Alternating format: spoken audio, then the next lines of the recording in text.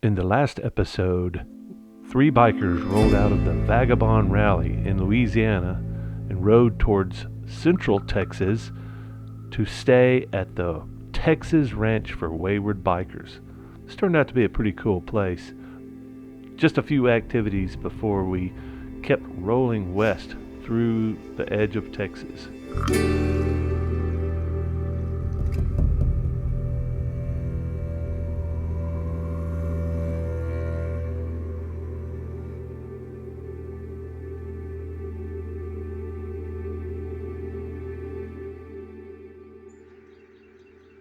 Well, we made it out to Gary's Ranch in Texas. And it's pretty nice. A little bit of traffic out here. Big trucks coming through in the morning. But welcome to Texas Ranch for Wayward Bikers. Good to be in a place like this. Very convenient. Supplies are half a mile away. And lots of adventure around here. That's probably what we're going to do this week. And before we move west into New Mexico and Arizona, California. But that's all coming up.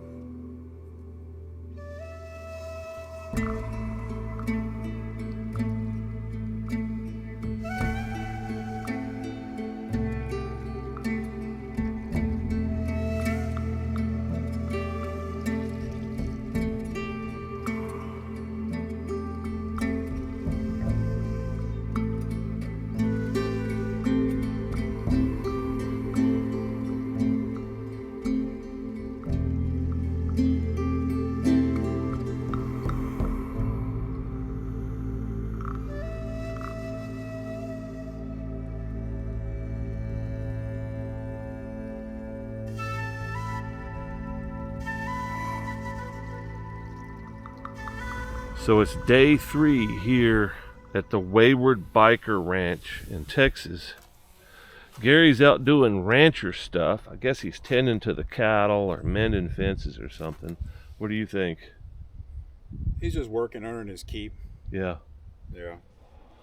So we're hunkered down, waiting on the storm to come in. Looks like we've got pretty good rain coverage here. We'll see. And Gary was out on the tractor, went to the gate and found my tire that I ordered 2 days ago. Pretty happy about that. As you can see, just a little bit of difference.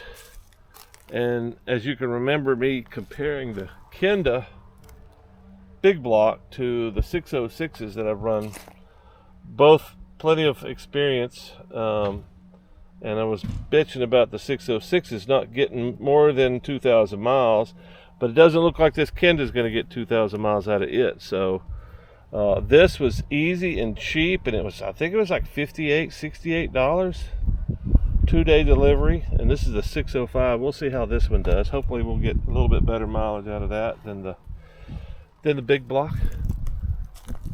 But weather's coming in. Gary's got something to say. What do you say, Gary? Do you want to run it to Ace? Get some silicone? I think I'm all right. Because I gotta go get water, so. Yeah. I'll run with you.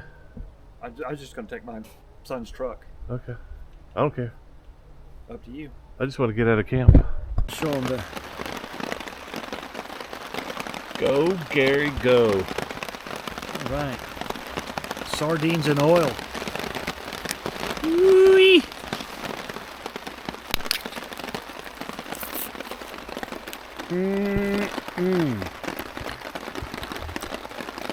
Get in there, Gary.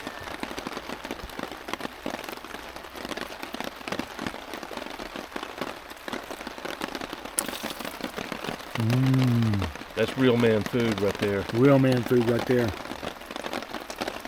Bones and all. Oh, I have to do like Bogan. A gentle lady. I love sardines.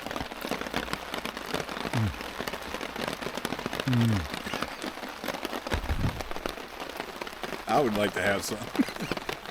Get your fork. Gary will share. Yeah. He doesn't care. Get a fork, dude. No, I really don't want any. I really don't want any. Why are you lying then? Because I just could keep eating. I mean, there's nothing else to do, really, except for enjoy the rain. Nothing better on a rainy day than a can of sardines.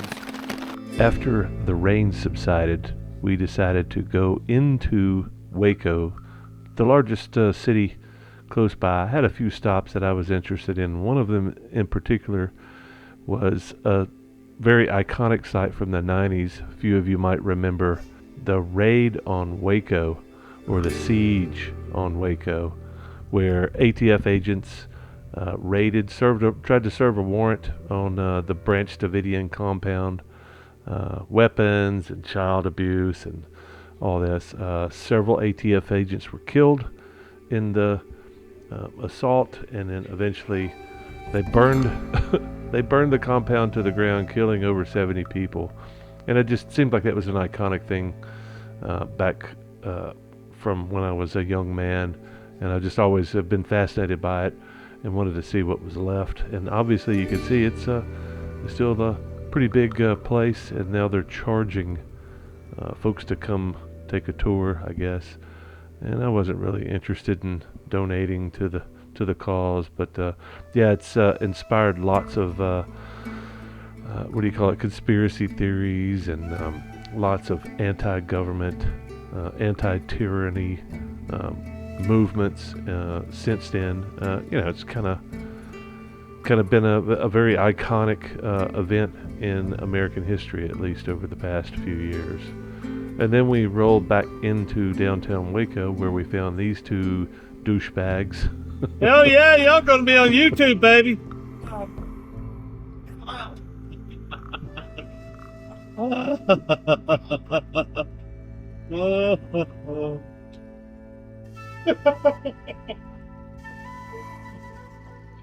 So he parked his fucking truck and then went and got something to eat. Oh, got the GoPro? Oh, he got a channel too.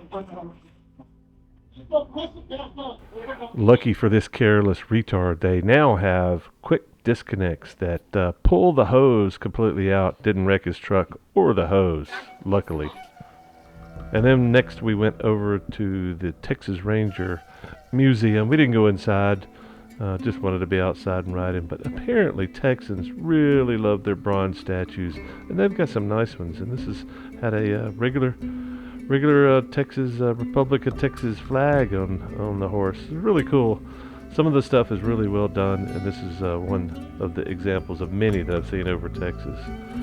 And next we went to the Waco Suspension Bridge, built in 1866. This bridge was, they attempted to tear this thing down in 1916 because it was falling into disrepair, but it was the first suspension bridge, the largest suspension bridge back then, and apparently it made a huge impact on the city because of the industry, the traffic, and all that, the cattle that it brought across. And that's at the entrance of the park. This is what you have, lots of bronze statues everywhere. And I thought this one was particularly cool with the hat of Vaquero, whipping some doggies into shape. But yeah, it's a pretty cool little park.